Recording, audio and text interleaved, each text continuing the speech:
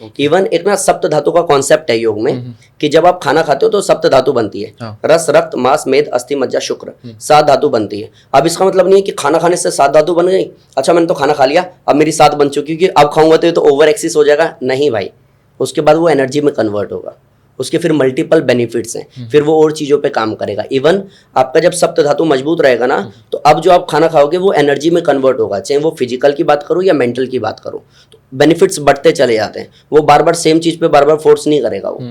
अगर किसी को एंजाइटी डिप्रेशन है और वो अनुलोम विलोम कर रहा है तो उसके बेनिफिट्स किस लेवल के मिलने चाहिए वो आप अच्छे से जानते हो कि वो एटलीस्ट सेटल लाइफ जिए। हाँ। वो स्ट्रेस एंजाइटी में ना जाए, सुसाइड जैसे थॉट्स ना आए, पॉजिटिविटी आए। लेकिन कोई इन सब में है ही नहीं और फिर वो अनुलोम विलोम कर रहा है तो उसके बेनिफिट्स फिर अलग है। जैसे माइंड को वो प्रोडक्टिविटी में लगा पा रहा है, एनर्जी बढ़ जाएगी उसकी, अलग कुछ अलग। क्यों? अगर आपका एक जगह पे बैलेंस है ना, वो पर भरपूर मात्रा में है, उसको अलग से कुछ नहीं चाहिए, तो अभी मल्टीपल होंगे और बेनिफिट्स।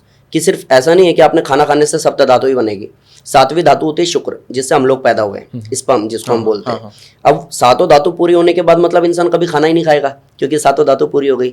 सेंस नहीं है इस बात का। अब जितनी बार खाओगे लास्ट में वो एनर्जी में कन्वर्ट हो जाएगा। आपको अलग से फिर कुछ नहीं करना पड़ेगा। तो अनुलोम विलोम सिर्फ बैलेंस करता है। जिस दिन वो बैलेंस कर देगा, आप बैलेंस हो जाओगे, तो उसके बाद में वो और बेनिफिट्स देगा। जैसे कि आपका फोकस बहुत अच्छा होने लग जाएगा, आपको नींद बहुत अच्छी आने लग जाएगी, आपको 8 घंटे सोने की जरूरत नहीं, आप डीप स्लीप में जा पाओगे। उसके फिर मल्टीपल बेनिफिट्स हैं। प्लस कोई ऐसा कहता है ना कि हार्मोनल डिसबैलेंस है या इनबैलेंस बोलते हो आप, तो उस पर काम करने लगता है। किसी को ऐसा है कि सर मेरे को ना ओवर थिंकिंग है किस लेवल की कि मैं झाड़ू लगा के 5 मिनट में घर साफ कर देती हूँ, उसके बाद मैं 15-20 मिनट सिर्फ ये लगाती हूँ कि कहीं कोई कूड़ा तो नहीं रह गया, बिना बात की। ऐसी आप इसको बीमारी में काउंट ही नहीं करोगे। तो अब उसके इस लेवल पे काम होगा। अगर कोई ऐसा है जिसको, अब कई लोग इसमें ना लाइक डिबेट में फंसते हैं कि सर ये तो आपने साइंस को ही चैलेंज कर दिया।